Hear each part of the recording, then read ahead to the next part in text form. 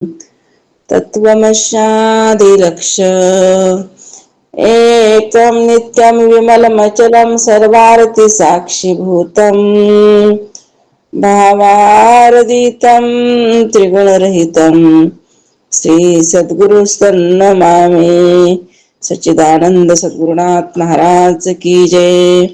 सद्गुरु मागीर महाराज की जय। सद्गुरु बालासाहेब महाराज की जय।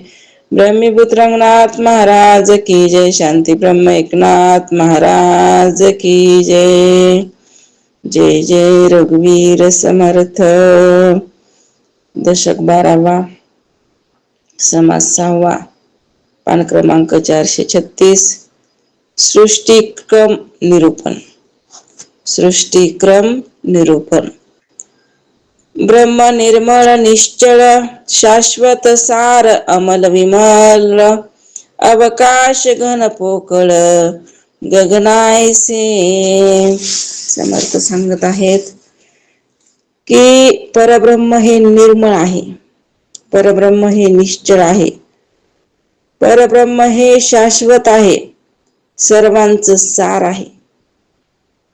ब्रह्म कसा आहे? निर्मळ आहे, निश्चल आहे, शाश्वत आहे आणि परत सगळ्यांचं सार,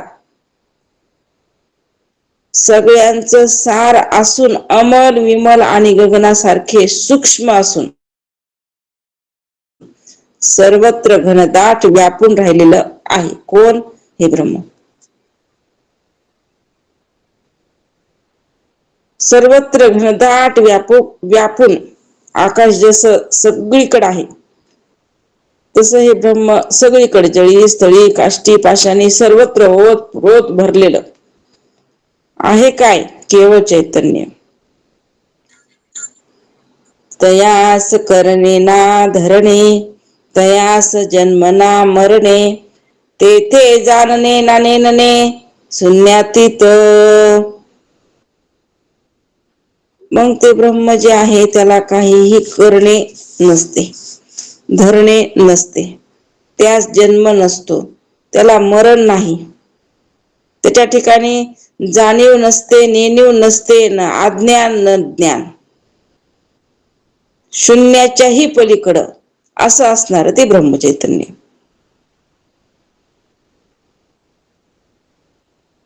करणे न करणे सांगितला पंथ, करायचं बी नाही न करायचं बी नाही, सगळ्याच्या विलक्षण, जन्म मरणातीत, जाणीव नेणीवेच्याही पलीकडं, मग शून्य नाही, शून्याच्याही पलीकडं, शून्य सार शून्य निरशून्य दोन्ही निरखिले असं असणार कोण? ते ब्रह्मचैतन्य। ते रचेना खचेना ते होईना न जाईना मायातीत निरंजना पारची नाही। ते रचत नाहीत, खचत नाही, उत्पन्न होत नाही, नाश पावत नाही, मायातीत निरंजनाला पारच नाही। कसं आहे ते? त्याची कुणी रचना नाही, खचत बी नाही, कुणी रचत बी नाही, त्याला कधी उत्पन्न होते का? नाही, उत्पन्न बी नाही, त्याचा नाश आहे का? ते नाश बी पावत नाही।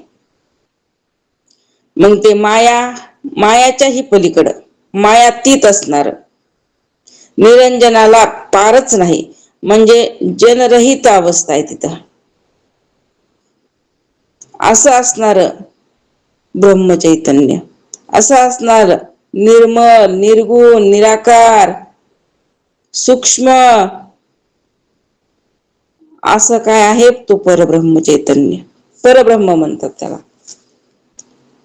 पुढे संकल्प उठिला षडगुणेश्वर बोलिजे त्याला, अर्धनारी नटेश्वराला बोलिजे ते। अशा त्या परब्रह्माच्या ठिकाणी बहुसाम हे मूळ स्फुरण उठते, एकहम बहुसा, त्यालाच अर्धनारी नटेश्वर किंवा षडगुणेश्वर असे म्हणतात। जेव्हा हे स्फुरण होतं तेव्हा म्हणतो प्रथम स्फुरण झालं तिथं, एकहम बहुसा, अनेक व्हावा अशी इच्छा उत्पन्न झाली, स्फुरण झालं, ते प्रथम स्फुरण म्हणजेच मूळ माया। मग त्याला अर्धनारी नटेश्वर म्हणतात, कारण का स्फुरण झालं, माया तिथं उत्पन्न झाली. सर्वेश्वर सर्वज्ञ साक्षी द्रष्टा ज्ञानघन परेश परमात्मा जगजीवन मूळ पुरुष, त्याला सर्वेश्वर म्हणतात, सर्वज्ञ म्हणतात, त्याला साक्षी द्रष्टा ज्ञानघन चितघन परेश परमात्मा जगजीवन मूळ पुरुष असंही म्हणतात. कुणाला? त्या परब्रह्माला. अनेक नाव आहेत त्याला. ते मूळ माया बहुगुणी अधमुखे गुणशोभिनी गुणत्रय तिज पासून निर्माण झाले. तीच बहुगुणी मूळ माया विस्तार रूपाने गुणशोभिनी झाली. तिच्यापासून 3 गुणाची उत्पत्ती. अगोदर काय? एकच एक ब्रह्म, त्याच्याशिवाय दुसरं काहीच नव्हतं. पण नंतर एक अंबवसा, मग मूळ माया, आणि मग तिच्यापासून काय झाले? 3 गुण, सत्व रज आणि तम. 3 गुणाची उत्पत्ती, त्रिगुण माया. पुढे विष्णू झाला निर्माण जाणती कळा सत्वगुण जो करीत आहे पाळन त्रैलोक्याचे पुढे जाणती कळा, अर्थात सत्वगुणापासून मग विष्णू निर्माण झाला. तोच या त्रैलोक्याचे पालन करत असतो. मग कुणाची स्थापना? सत्वगुणापासून भगवान श्री विष्णूंची. आणि त्यांना तो काय करत असतो? पूर्ण ह्या 3ही लोकांचं पालन करत असतो. पहिल्यांदा काहीच नव्हतं, फक्त ब्रह्म चैतन्य, निश्चळ, निर्मळ, शाश्वत, सर्वांचं सार, अमल विमल, गगनासारखं सूक्ष्म, सर्वत्र घनदाट व्यापून राहिलेलं चैतन्य. पण मग इच्छा उत्पन्न झाली, एकहम भवसा. मग ही माया तिथं काय झाली?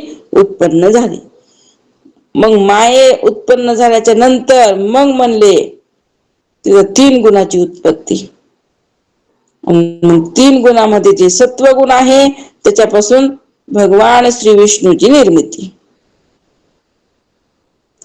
पुढे जाणीव नेणीव मिश्रित ब्रह्म जाणावा नेमस्त त्याच्या गुणे उत्पत्ती होत भुवनत्रय्ये. मग पुढे जाणीव नेणीव मिश्रित रजगुणापासून ब्रह्म झाले. मग त्याच्या रजगुणापासून भुवनत्रयाची उत्पत्ती झाली. पूर्ण ह्या त्रैलोक्याची मग काय झाली? उत्पत्ती ब्रह्मदेवापासून.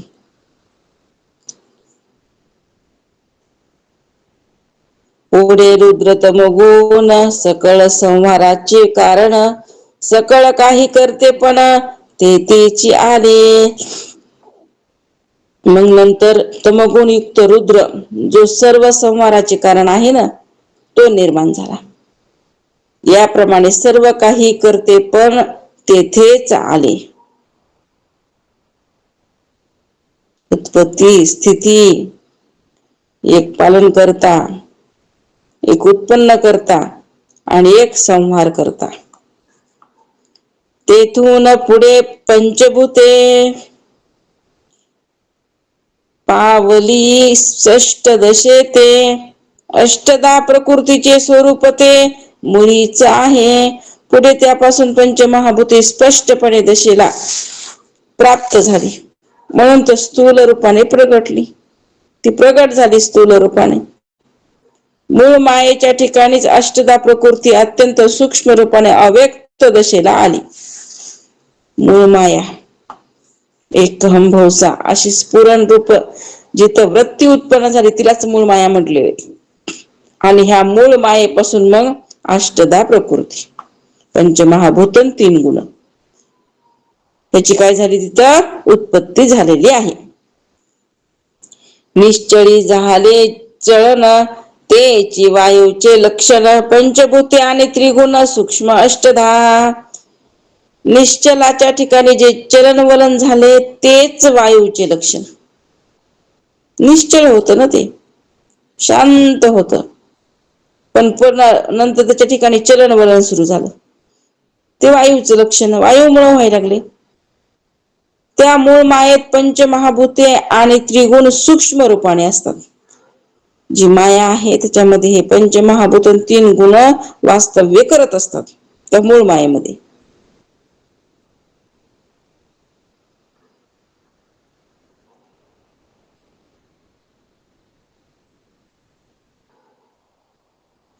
निश्चयी झाले चलन तेची वायूचे आकाश म्हणजे अंतरात्मा प्रत्यय पहावा महिमा त्या आकाशापासून जन्मा वायू आला.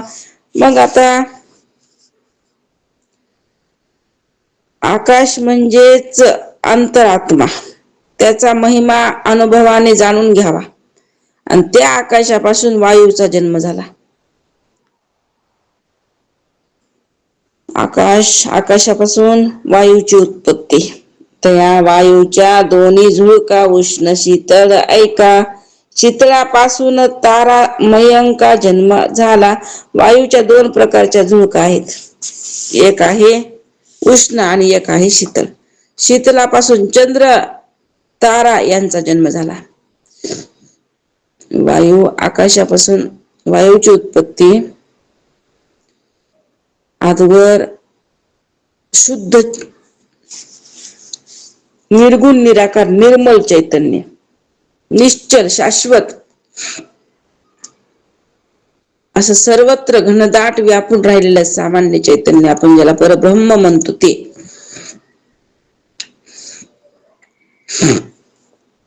आणि मग त्याच्यापासून इच्छा एक अहमभवसा, तीच आहे जी वृत्ती उत्पन्न झाली प्रथम स्फुरण परब्रह्माच्या ठिकाणी, तिलाच म्हटलेलं आहे मग काय, ती मूळ प्रकृती, मूळ माया.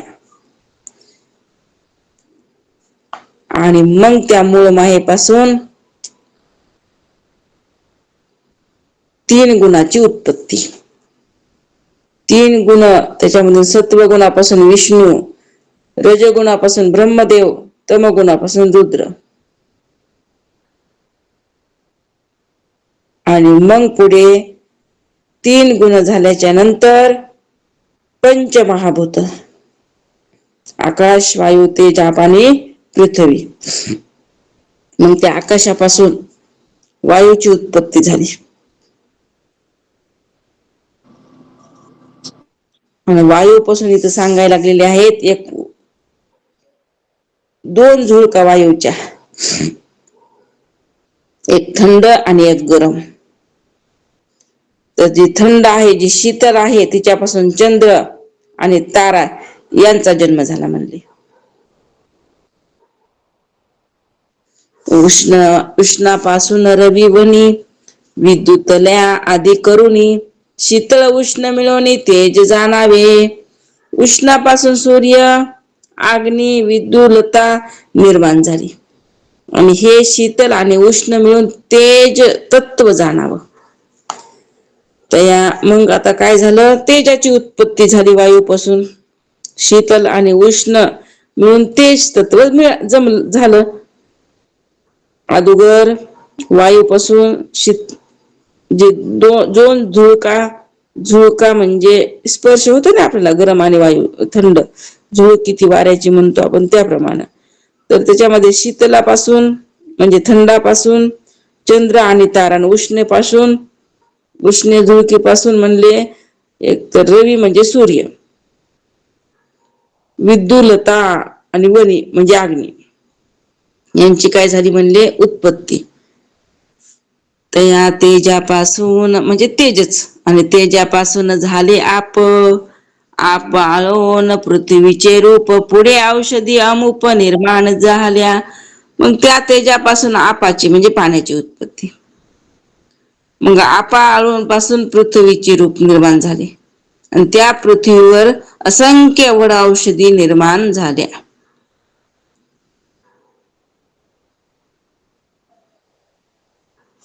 औषधी पासून नाना रस नाना बीज अन्न रस 84 लक्ष योनीचा वास भूमंडळी.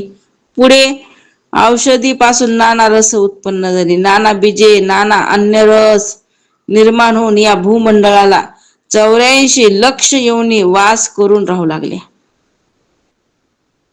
मग झाला हळूहळू हळूहळू काय झाली, प्रकृतीचा विस्तार झालेला आहे. ऐसी झाली सृष्टी रचना विचार आणला पाहिजे मना, प्रत्येवी न अनुमाना पात्र होईजे. या प्रकारे या दृश्य सृष्टीची रचना झाली. साधकाने या सृष्टी रचनेचा क्रमाचा विचार करून अनुभव घ्यावा बर का. अनुभव नसेल तर उगीच अनुमान तर्क करीत बसावे लागते. म्हणून अनुभव सांगितलं इथं, त्याप्रमाणे अनुभव घेतला पाहिजे.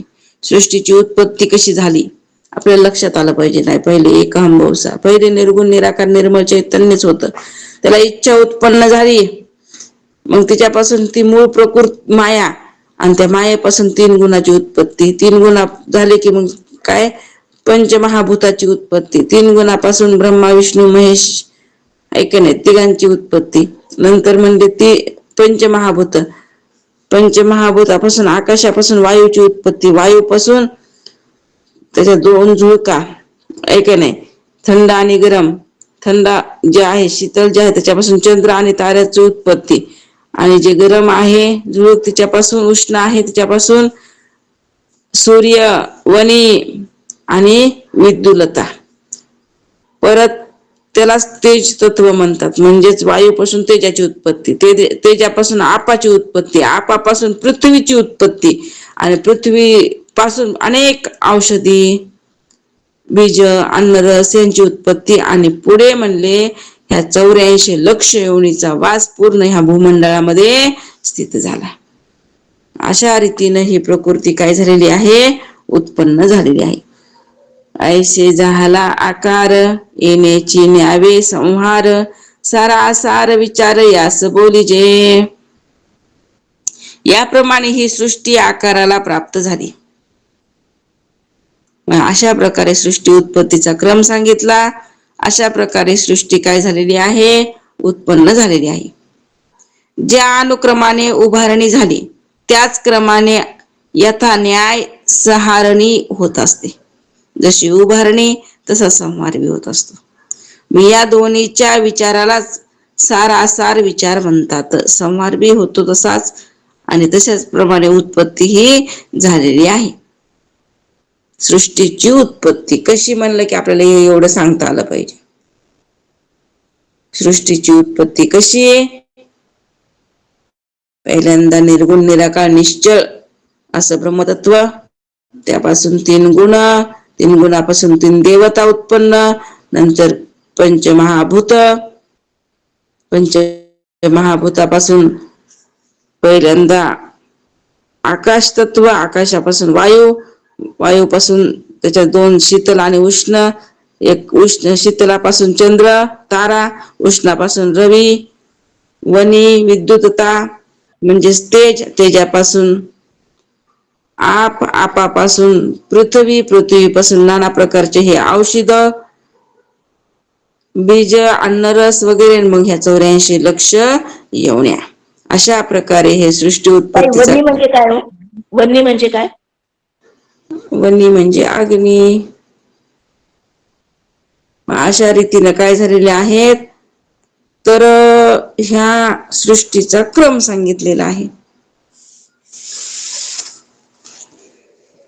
आला का लक्षात सृष्टीचा क्रम कसा येते?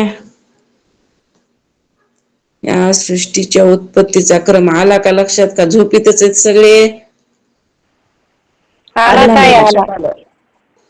आला का नाही? हा,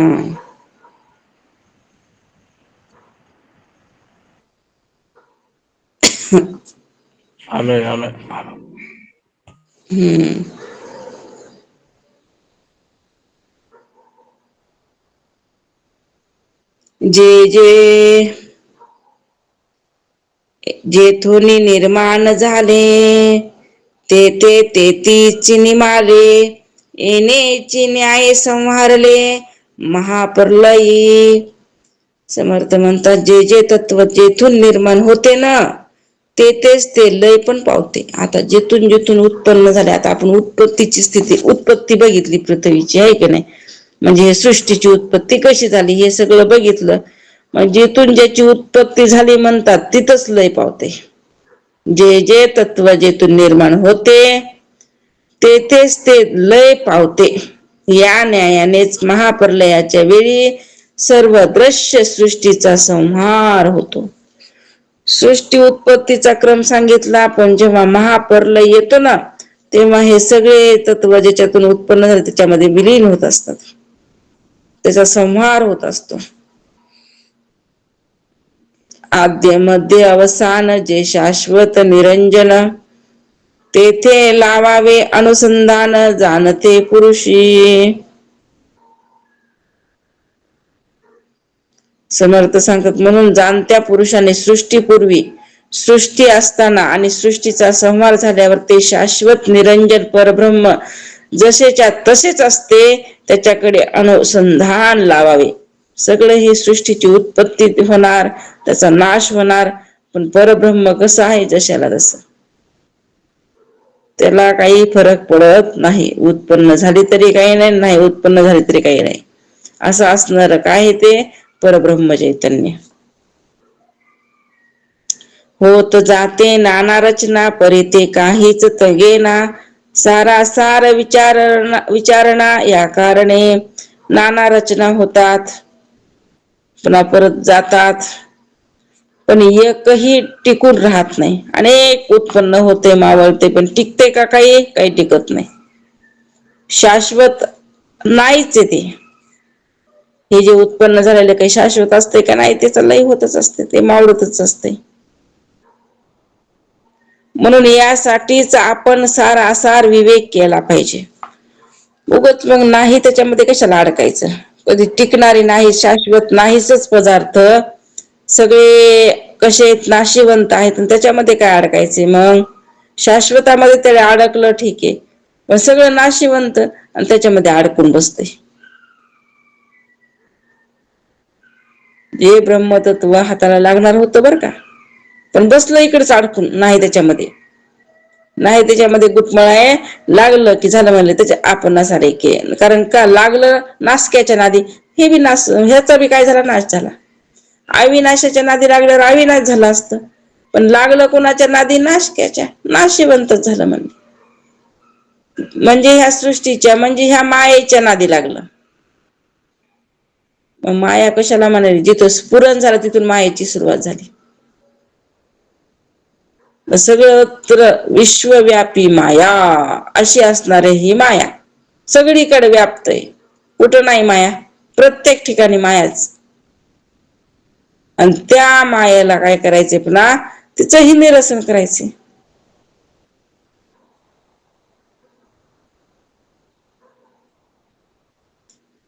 द्रष्टा साक्षी अंतरात्मा सर्वत्र बोलती महिमा, तरी हे सर्व साक्षीनी अवस्थामा प्रत्यय पहावी. मात्र ज्या अंतरात्म्याला द्रष्टा साक्षी असा महिमा वर्णन करतात, तो म्हणजे सर्व साक्षींनी तुरीय अवस्था मात्र होय, हे अनुभवून पाहावं म्हणे. जो अंतरात्मा आहे तोच द्रष्टा आहे, तोच साक्षी आहे, त्याचा महिमा वर्णन करतात. तो सर्व साक्षीने तुर्या जी अवस्था आहे तोच मात्र आहे, ह्याचा अनुभव घेऊन बघा असं इथं म्हणतात. मुळापासून शेवटवरी अवघी मायेची बरोबरी, नाना विद्या कळा कुसरी तये मध्ये. समर्थ सांगायलेत, मुळापासून शेवटपर्यंत अवघ्या मायेचाच विस्तार आहे. नाना विद्या, नाना कला, नाना कुसरी यांचा अंतर्भाव कशामध्ये होणार आहे? त्या मायेमध्ये. ए टू झेड मायेचे तत्व, सर्वत्र मायाचे. जे उपाधीच्या सेवेट पावेल, त्यास ब्रह्मायसे वाटेल, तो उपाधीमध्ये अडकेल, त्यास काढिता कवन. जो उपाधीच्याही पलीकडे जाईल, तो सर्व दृश्य सृष्टी म्हणजे भ्रम आहे हे जाणेल. कोणीही जाणू शकते का भ्रम? नाही म्हणले. जे उपाधीच्या पलीकडे जाईल त्यालाच कळ हे सगळं दृश्य आहे, सृष्टी सगळी दृश्य आहे, हे सगळा भ्रम आहे. आणि ह्या भ्रमामध्ये, म्हणून तर माया विघ्ने भ्रमला खरे, ही मायाचं तत्व आहे, हे विघ्न आहे, हेच भ्रम आहे. जे भ्रम आहे ना, हेच मोठं संकट आहे जीवाच्या ठिकाणी. आणि ह्याच्यामध्ये हा जीव अडकलाय. म्हणता मी माझे निघरे मी माझ हे माझं घर, अडकलं म्हणले त्याच्यामध्ये. दलदलीमध्ये कसं अडकतय मनुष्य, निघायचा चान्सेस कमी असतात, तसं म्हणले हे अडकलं, निघायचे चान्सेस आता कमीच आहे त्याचे. एवढी मात करावी लागते. जेवढा उगम सांगितला ना आता सृष्टीचा क्रम, तेवढा लय करत जायचे आता. म्हणून म्हणले अरे हे सगळा भ्रम आहे, सगळं दृश्य आहे, सृष्टी म्हणजे भ्रम, हे जाणलं पाहिजे. पण जो उपाधी खरी असे धरून चालेल त्याला त्यातून कोण सोडवू शकणार आहे का? उपाधीला सत्य मानत असेल, खरं मानत असेल, त्याला कोणीही सोडवू शकत नाही. म्हणून तर क्रम सांगितला ना. कशी आहे ही सृष्टी, कशी उत्पत्ती झाली सृष्टीची, पूर्ण विस्तारित सांगितला. मग उपाधीच्या पलीकडे तुम्ही निर्विकार, तुम्ही कसे आहात? निर्विकार, निर्गुण, निराकार, निरअवयव असं तुमचं स्वरूप आहे. आणि त्या स्वरूपापर्यंत जाण्याकरता सगळ्यांचा लय करावा लागते. काही शिल्लक राहत नाही. शिल्लक राहिलं की गेलं, आणि शिल्लक नाही राहिलं की तरलं. मग आपण लय करताना आपल्याकडे काही शिल्लक राहतं का? बघायचं विचार करून. का सगळं लय झालाय? एकच एक चैतन्याचं उरलंय खाली का काही उरायले अजून सोबतीला? अजून सोबतीला जर उरत असेल तर अजून आपलं काय झालं नाही, सृष्टीचा लय होऊ शकला नाही. सगळं मावळावं लागते. विवेक प्रत्ययाची कामे, कैसी घडतील अनुमान भ्रमे, सारासार विचाराचे निसंभ्रमे, पाविजे ब्रह्म. समर्थ म्हणतात विवेकाच्या साह्याने, अनुभवाने जे कार्य होते ते अनुमानाने भ्रमाने कसे साध्य होईल? विवेकाच्या साह्याने, अनुभवाने जे कार्य होत असतं ना, ते अनुमानाने भ्रमाने कसं साध्य होईल? सार आसार विवेकाच्या साह्यानेच परब्रह्माची प्राप्ती होते.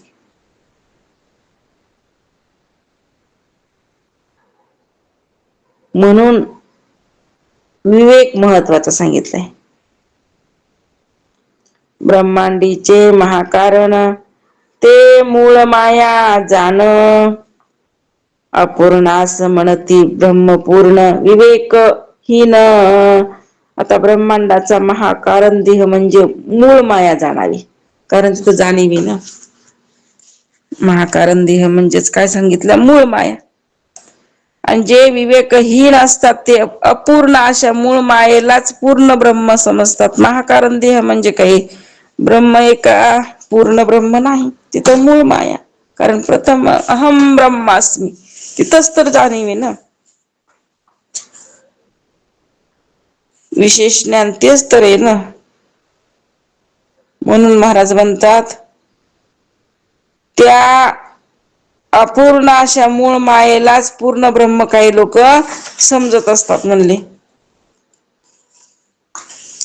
सृष्टीमध्ये बहुजन एक भोगी नृपासन, एक विष्टा टाकीती जाण प्रत्यक्ष आता. सृष्टीमध्ये असंख्य लोक आहेत. कुणी राजसिंहासनावर बसून सुख भोगायला लागले,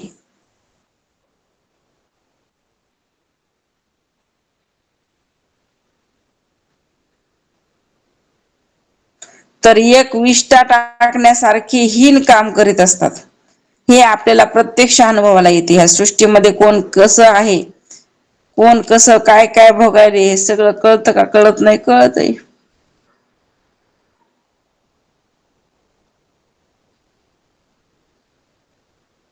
ऐसे उदंड लोक असती, आपणास थोर म्हणती, परी ते विवेकी जाणती सकळ काही. कित्येक लोक असे आहेत की जे आपल्याला थोर म्हणवितात. सृष्टीमध्ये असे कितीतरी लोक आहेत, त्यांना वाटते माझ्यासारखं श्रेष्ठ कुणीच नाही. एवढा अहंकार असतो ना, लीन होतच नाहीत. आता लोक मला मान द्यायला लागलेत. आता लोक माझे वा करायला लागलेत, मी कशाला कोणाला मिळू. उलट काय करायचं, आपल्यापेक्षा जे श्रेष्ठ आहेत त्यांच्यावरच अपेक्षा, त्यांनी यावं माझ्या पाया पडावं. अरे अजोर आपलं बघा ना, आपण कितपत आपण आहोत ते. उगा आता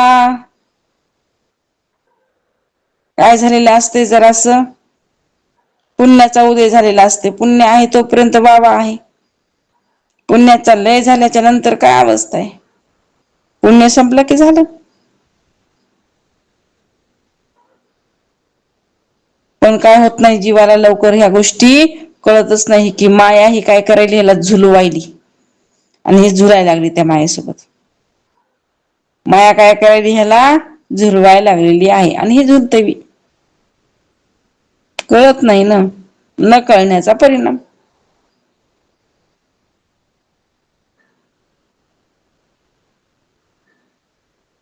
म्हणून कित्येक लोक असे आहेत की ते आपल्याला थोर म्हणवितात स्वतःला, पण ते विवेकी असतात तेच खरोखर थोर कोण आहे हे जाणतात. कारण कुणालाही थोर म्हणता, आता ते स्वतः समजतात आम्ही लय थोर आहेत. पण ज्याच्याकडे विवेक आहे, सत्य आणि मिथ्याचा निवाडा त्याला जे करू शकतात. आता सांगणं वेगळं, बोलणं वेगळं, अनुभवाला येणं वेगळं. सांगायला काय लागले, प्रत्येक जण सांगते विवेक असा. कुणाला येत नाही विवेकाची व्याख्या. शब्दामध्ये प्रत्येकालाच येते. विवेक म्हणलं की लगेच आपल्याला माहिती आहे, हा ह्याला विवेक म्हणतात बरं का. सत्य मिथ्याचा निवाडा करणं, आत्मस्वरूप सत्य आहे, त्याच्या व्यतिरिक्त सर्व असत्य आहे असा त्याचा मनाचा निश्चय, त्याचं नाव विवेक. कुणाला पाठ नाही, प्रत्येकाला पाठ आहे. मग विवेकी मनुष्य जो आहे, आता नुसतं पाठ करायचं नाही, ते बाणायचं असतं. तसे चक्षु, विवेकी चक्षु लावावं लागतात. तसा चष्मा घालावा लागते, सत्य मिथ्याचा निवाडा करता आला पाहिजे. म्हणून तो विवेक रूपी चष्मा घातला की आपल्याला निवाडा करता येते ना, अन्यथा करता येत नाही. तिथं वैराग्य काही काम करू शकत नाही विवेक नसेल तर. विवेक असेल, वैराग्य असेल तरच शोभा आहे तुला ज्ञानामध्ये, अन्यथा नाही. ह्या अध्यात्मशास्त्रामध्ये जर विचार ही इकडलं भाग, बाकीचा बहिरंग भाग सोडायचा, अंतरंगाचा विचार करायचा. अंतरंगामध्ये विवेकाला खूप महत्व दिलंय. विवेक असेल तर तुला कायम मान आहे.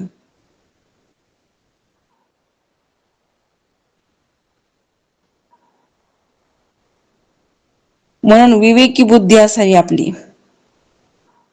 मी तू हा विचार विवेकी शोधावा, गोविंदा माधवा याच ते. मी आणि तू हा विचार ह्याला शोधता आला पाहिजे.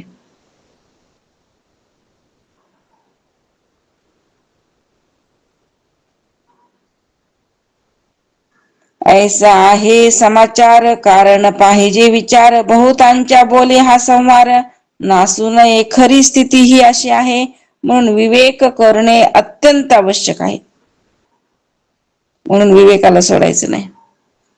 नेहमी विवेकामध्ये राहण्याचा प्रयत्न करायचा. साधक हा शोभतो कशानं, ते आभूषण बरं का. साधकाकडे हे आभूषण असावी लागतात. विवेक, वैराग्य, शब्दामध्ये संपत्ती आणि मुमुक्षुत्व, हे अलंकार येत आणि ह्यानं शोभिवंत असतो बरं का हा साधक. आणि त्याच्याकडे हे नसते तर मग ह्याची शोभा नाहीये. म्हणून आपण तपासलं पाहिजे आपल्याकडे आहेत का साधनं. जर साधनं असतील तर आपण अधिकारी झालो बरं का.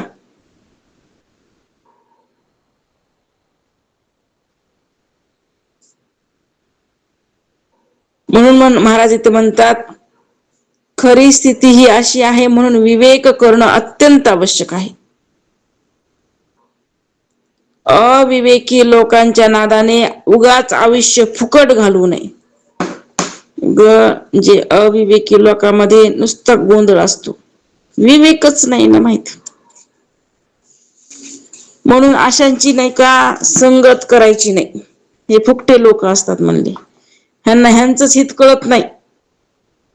हे बरबटलेले असतात त्या मायेरूपी संसारामध्ये. ह्यांनी काय केलं असते, उगं बरबटून घेतलेलं असते.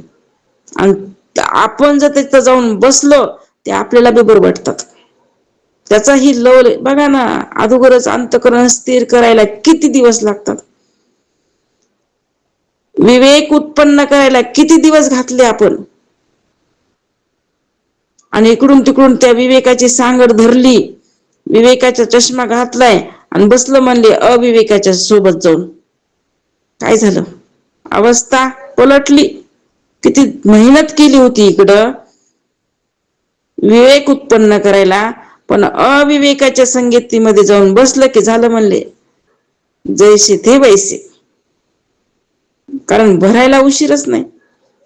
अहो, एखाद पांढरे शुभ्र महाराज सांगायचे अंगावर कपडे परिधान केलेले आहेत, आणि एखाद जर मुलगा म्हणले बेंदडानं बरबटलेला जर आला समोरून तर त्याला घेतोत का? अजिबात घेत नाही, हात बी लावत नाही. नको आमचे कपडे मळतील, त्याला उचलून सुद्धा आपण घेणार नाहीत. इतकं शुद्ध विवेक. आणि त्याच्यामध्ये जर आपण बरबटले लोकांसोबत राहिलोत की झालं म्हणले. म्हणून सावध. साधकानं काय केलं पाहिजे? नेहमी सावध. आपल्या अंतःकरणामध्ये विकारच उत्पन्न नाही झाला पाहिजे, ही दक्षता घेतली पाहिजे. जर कोणाच्या संगतीनं विकार उत्पन्न, सोडा त्याला.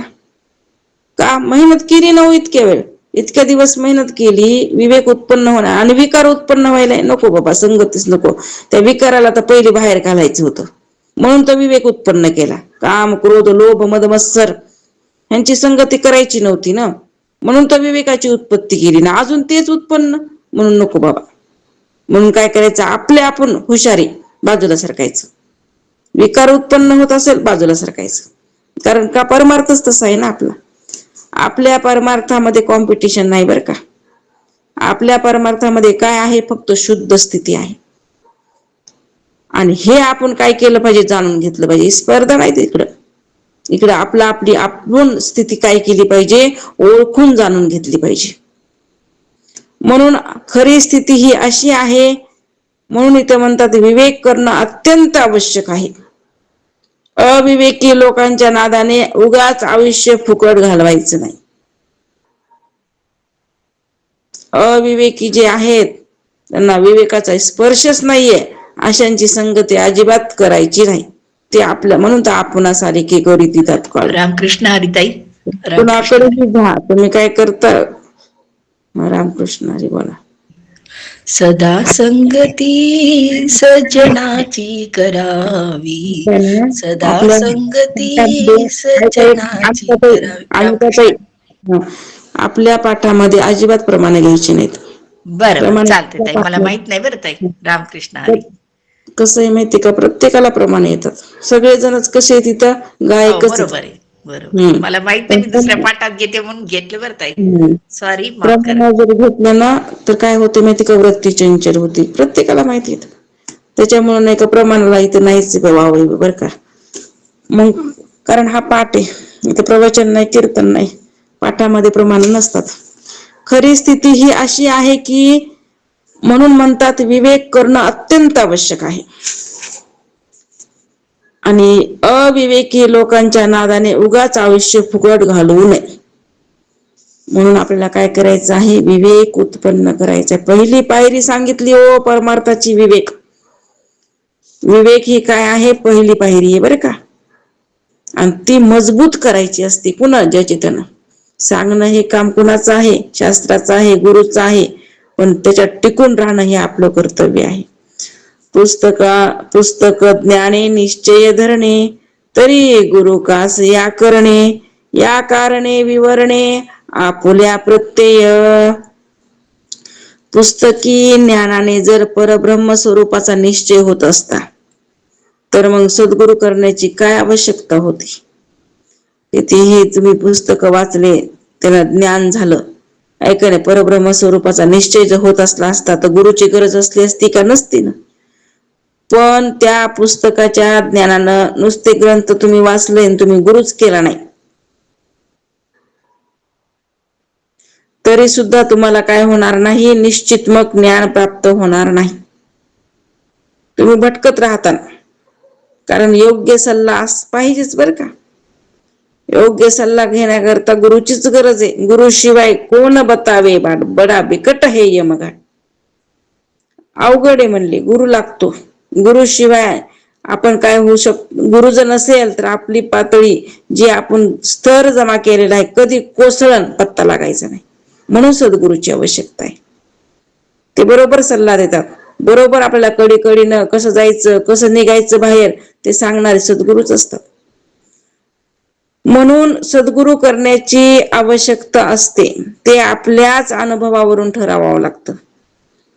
जो बहुतांच्या बोले लागला, तो नेमस्त जाणावा बुडाला. एक साहेब नसता कोणाला, मुशारा मागावा. जो अनेकाच्या बोलण्यावर विश्वास ठेवतो, तो नक्कीच बुडाला असे जाणावा. प्रत्येकावर विश्वास ठेवायचा नसतो. कारण का कुणावर विश्वास ठेवावा आणि कुणावर नाही हे बी कळावं लागतं. ह्याचा निवाडा करता आला पाहिजे. अनेकाची अनेक मते, त्याच्यावर विश्वास ठेवल्यावर खरंच हा निश्चयापर्यंत जाऊ शकेल का? अजिबात नाही. म्हणून अनेकाचे अनेक मत येत म्हणले रीता फोल येत नाही म्हणले, त्याच्या नादी लागायचं नसतं. तुकोबाराय म्हणतात. नाहीतर म्हणले आपण बुडल्याशिवाय राहणार नाहीत. जो अनेकाच्या बोलण्यावर विश्वास ठेवतो, तो नक्कीच बुडाला असे जाणावा. एकच मालक नसेल तर वेतन कोणाजवळ मागणार सांगा ना? अनेक मालक आहेत म्हणले, फजिती होणार का नाही? काम तर मरणाचं करून घेतले आणि मालक एक नाही अनेक येतं.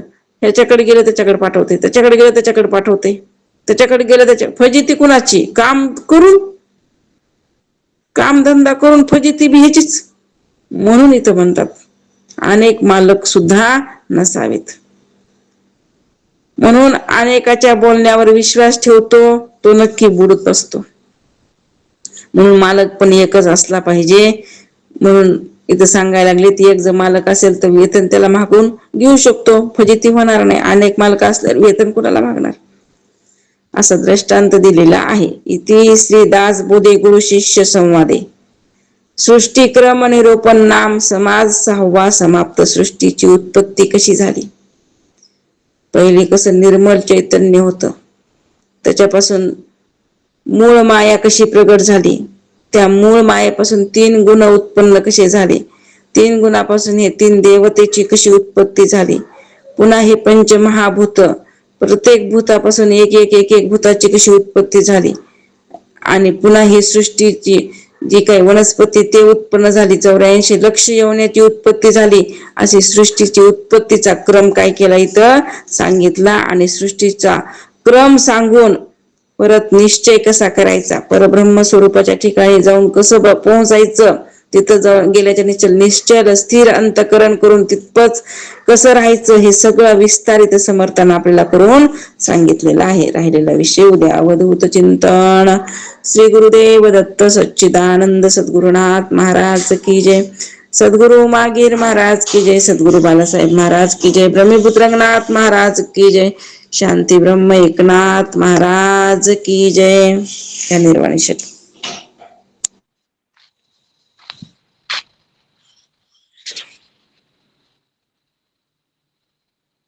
घ्यायला का कोणी? ओम पूर्णमद पूर्णमिदं पूर्णात् पूर्णमुदच्यते पूर्णस्य पूर्णमादाय पूर्णमेवावशिष्यते. मनोबुद्धिअहंकार चित्तानि नाहं न च श्रोत्रजिह्वे न च घ्राणनेत्रे न च व्योम भूमिर्न तेजो न वायुः चिदानन्दरूपं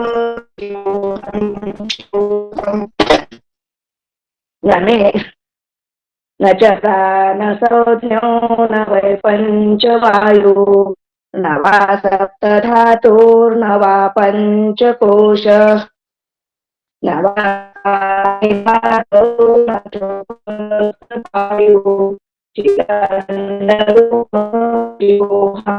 शिवोऽहं न मे रागो न मे रोगो मदो नैव मे नैव भाव न धर्मो न चार्थो न कामो न मोक्ष चिदानन्दरूप शिवोऽहं शिवोऽहम् न पुण्यं न पापं न सौख्यं न दुःखम् न मन्त्रो न तीर्थ न वेदा न यज्ञाः अहं भोजनं नैव भोजं न भोक्ता चिदानन्दरूप शिवोऽहं शिवोऽहम् न मे मृत्युशङ्का न मे जातिभेद पिता नैव मे नैव माता न जन्म न बन्धुर्न मित्रं गुरुनैव शिष्य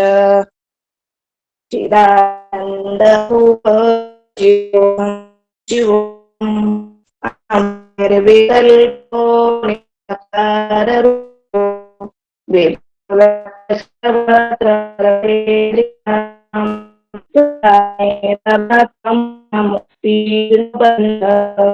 चिदानन्दरूप शिवोऽहं शिवोऽहम् चिदानन्दरूप शिवोऽहं शिवोऽहम् पुंडलीकवरदा हरिविठ्ठल श्री ज्ञानदेव पंढरीनाथ भगवान की जय. माऊली ज्ञानेश्वर महाराज की जय.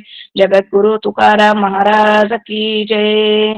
मोरे ताई की जय. अवधूत चिंतन श्री गुरुदेव दत्त. रामकृष्ण हरिताई सर्वांना रामकृष्ण. गुरुदेव रामकृष्ण.